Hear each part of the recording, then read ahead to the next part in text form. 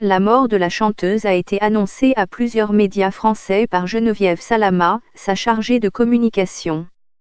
Parmi ses chansons les plus célèbres figurent Poupée de cire, Poupée de son, La groupie du pianiste, Si, Maman, Si, Ella, Quelques mots d'amour, Résiste ou encore Babacar. Après la mort de son mari, le célèbre musicien français Michel Berger, Gall s'est installée à Dakar vers la fin des années 90. Elle avait acheté une maison dans la capitale sénégalaise, où elle a signé la chanson Babacar.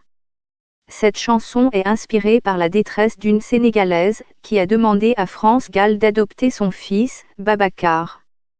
Émue par cette proposition, la chanteuse refuse et retourne en France.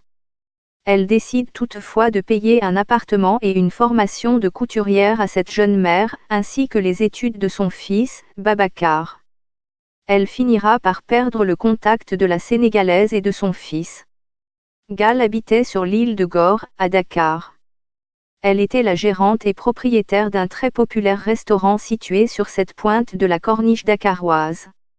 France Gall était hospitalisée depuis mi-décembre 2017 pour une infection sévère. La chanteuse avait eu un cancer du sein un an après la mort survenue en 1992 de son époux Michel Berger, à l'âge de 44 ans.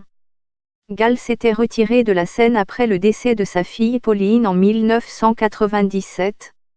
Elle était ensuite sortie du silence en 2015 pour la comédie musicale Résiste, qui remettait au goût du jour les tubes du couple qu'elle formait avec Michel Berger. Issue d'une famille de musiciens, la chanteuse avait connu le succès dès l'âge de 16 ans. À cet âge, la jeune Isabelle, le prénom qui lui est donné à sa naissance en octobre 1947, a déjà un solide passé musical, notamment grâce à son père, le chanteur et parolier français Robert Gall, auteur de plusieurs chansons pour Édith Piaf.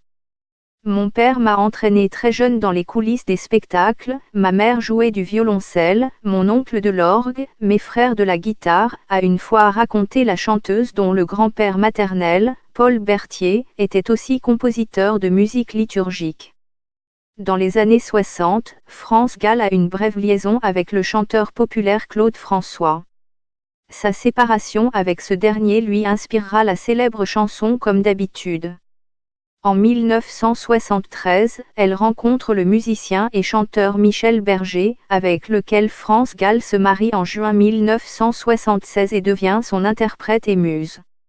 Ils auront 2 enfants, Pauline en 1978 et Raphaël en 1981. Le bonheur dans ce métier, je l'ai trouvé avec Michel, a-t-elle dit de son mari, avec lequel elle mène des actions humanitaires en Afrique.